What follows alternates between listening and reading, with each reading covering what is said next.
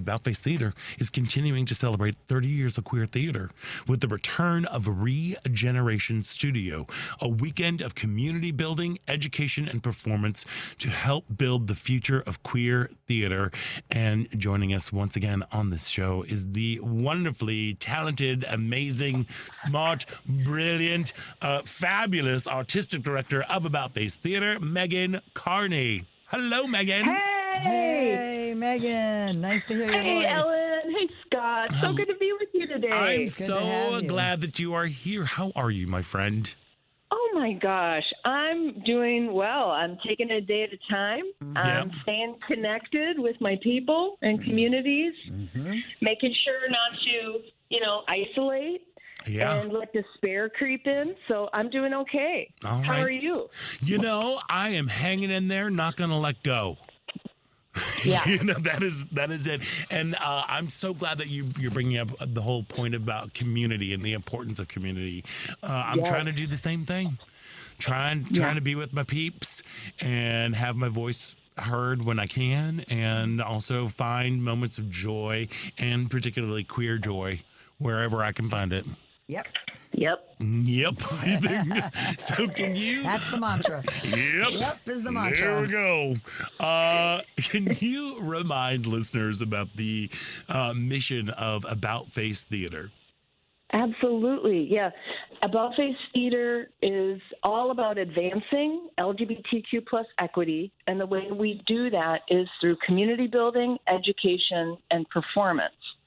And as you mentioned in your intro, 30 years. I know. Going 30 years strong. My brain can't handle it.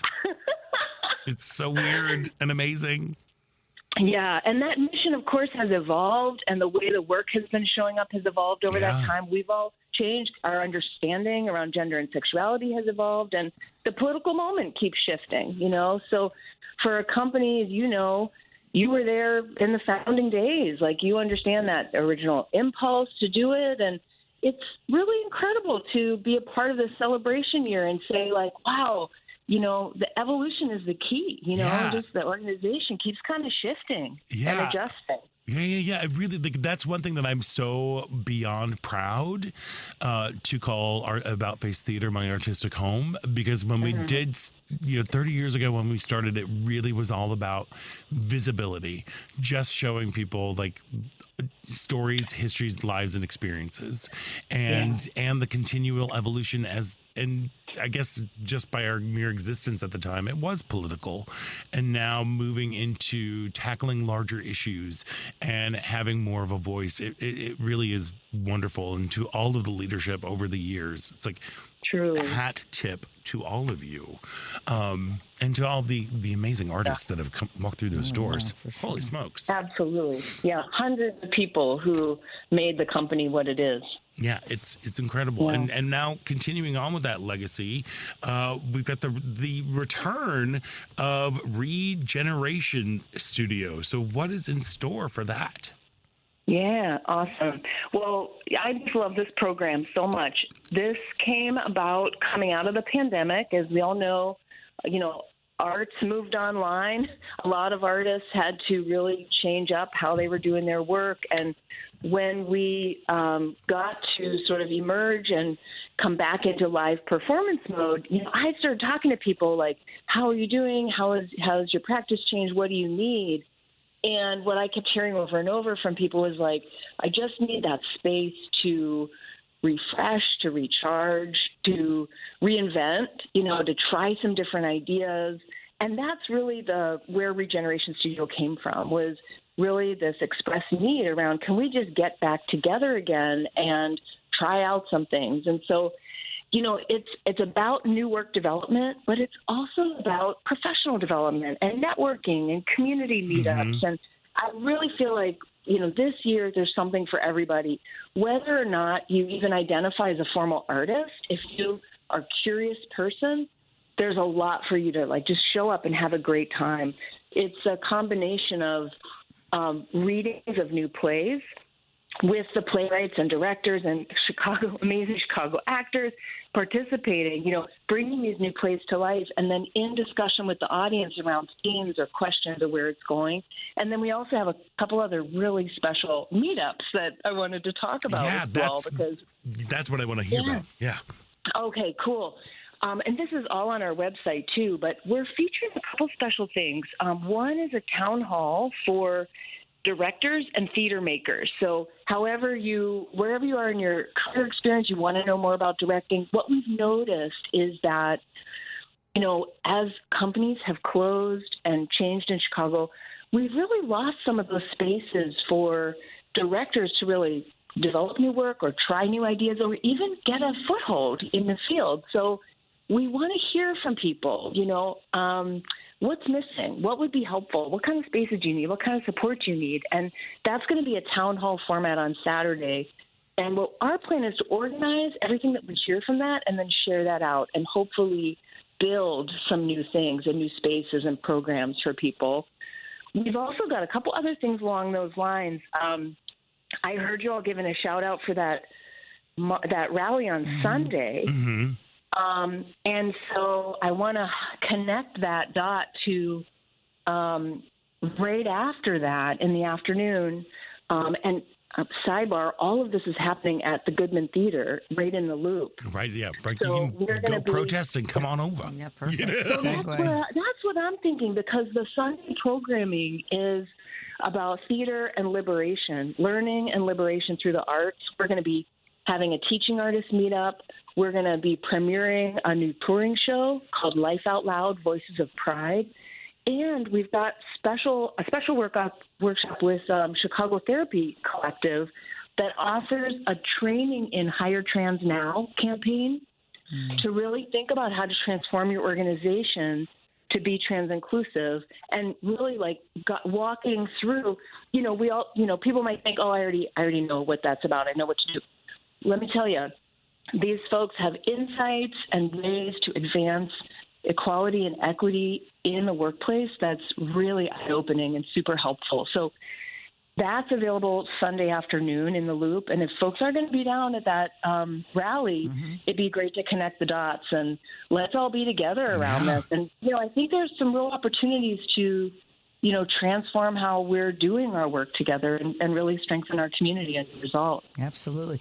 Megan, are you finding that in this era that we are in right now, this horrible, crazy, unsettling era, especially for LGBTQ, emphasis on the T, that artists are more inspired than ever to create? Are you seeing more and more works as coming out of this dysfunctional government that we have right now that is creating so much havoc for us?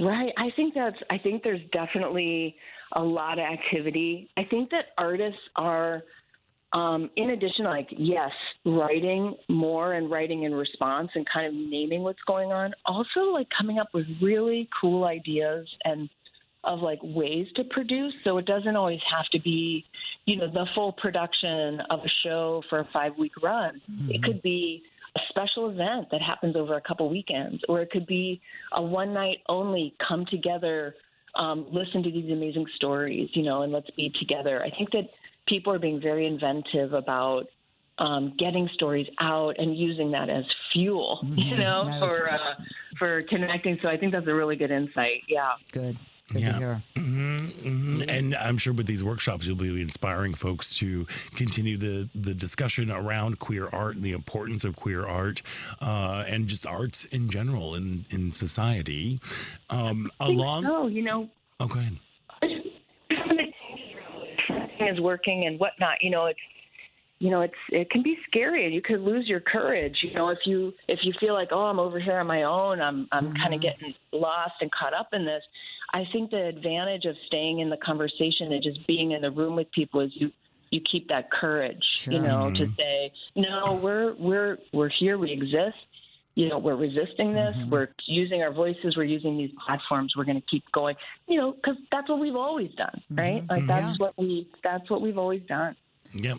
Yes. We're very good at adapting. Just when you think that, things are, changing and, you started out when the need was so great to have these voices of LGBTQ voices and out there, and then things kind of plateaued, and then here we are again. We need you more than ever. We need groups like About Face more than ever, because the only way to combat this is to spread the word and be a community that stays together and keeps the fight going as a group. Yeah, thanks for saying that. Thank you. You're welcome. Well, and along with the workshops, you mentioned there are going to be some readings of new works. Can you tell folks a little bit about those? Absolutely. So, when a play is getting developed, like sometimes the playwright wants to be off on their own, kind of squirreling away. And I'm just so grateful to these writers who have said, yes, like I will share this work, even though I still have questions about it, and let us kind of come in and hear it in this public way. So Brynna Turner has written a new play, and Ira Fromm introduced me to this. It's called Phases of the Moon. So we're able to bring Brynna in from New York. Some folks might remember Bull in a China Shop that Brynna wrote and Kira directed, and we were able to produce that at Theater Wit. And this is the full descriptions are on the website. But for this one, when I heard the poet Elizabeth Bishop set in a college and she's wearing a pea coat and they're talking about socialism, I was like, let's learn more. Right? Come on. So we're kicking off Friday night with that play at 6 p.m. And we'll have a little reception around that. That'll be a really sweet way to start off this festival. Saturday, amidst the workshops that we're doing, we also have two plays. One is Michael Turrentine, written by Michael Turrentine, directed by Catherine Miller. People might know Michael as a performer and a podcast host, and also an amazing human being, truly the biggest light of sunshine ever to exist. Honestly, it's so true, though. And the title of this work is Untitled Queer Romance, or The Subject of You.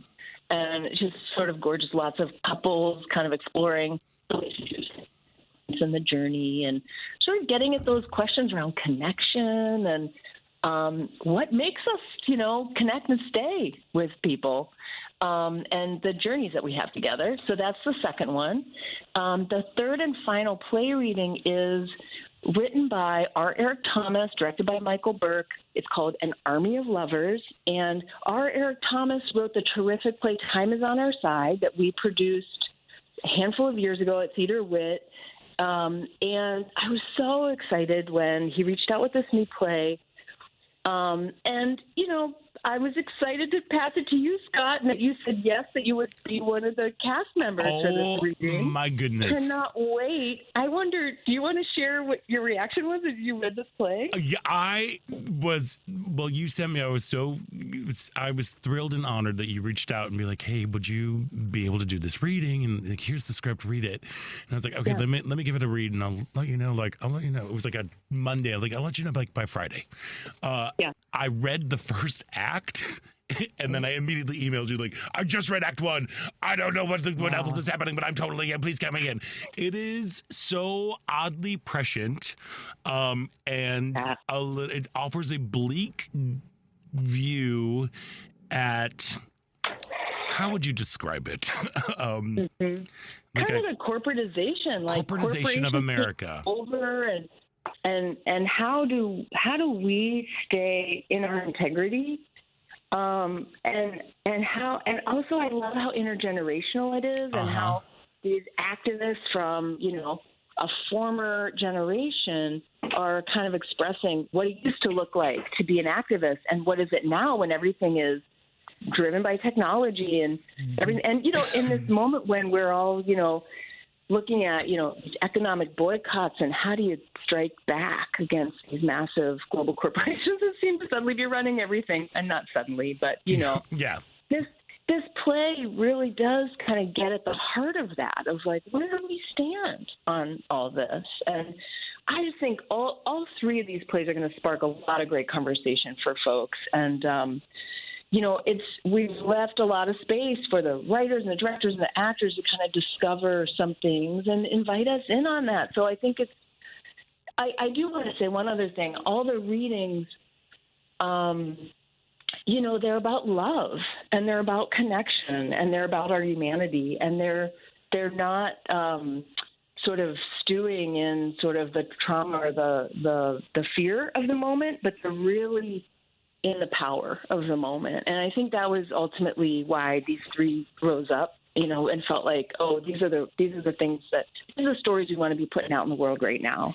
Speaking of putting out in the world, Megan, and I know we're running short of time, but have you thought of taking shows like this to other markets, schools, high schools, in places that may not have access to this kind of material that could, really open up the eyes and hearts of people? Oh, that's I love that you're saying that. We do have a touring program with material that's ready to go to schools or into a corporate boardroom or into a community center. And there's a couple of projects that we've got ready to go right now, but one that we're going to feature on Sunday, Life Out Loud, Voices of Pride, has stories from the past, but also is about a younger generation kind of discovering those. Mm-hmm. And it's very interactive to really get young folks, but really audiences of any age, in discussion about this moment, but the value of history and legacy, and really making sure that we're passing that along. Yes. So I'm glad you brought that up, because we're always interested in talking with people, and we are ready to travel with a variety of workshops, and that show in particular. Yeah, I think you could do a lot of good with that and sharing the message. So good luck with that. If anybody wants to fund them, get in touch with Megan, give them money for a grant, and get this message out to markets and to people that don't get to see the kind of diversity that About Face Theater presents. So. For sure. And if you need a little gateway drug into About Face Theater, make sure you go to the Regeneration Studio, which will be held March 28th through the 30th, with free events at the Alice at the Goodman Theater, partnering with an iconic institution here. All events and workshops are free and open to the public, and attendees are really encouraged to register in advance at aboutfacetheater.com/registration.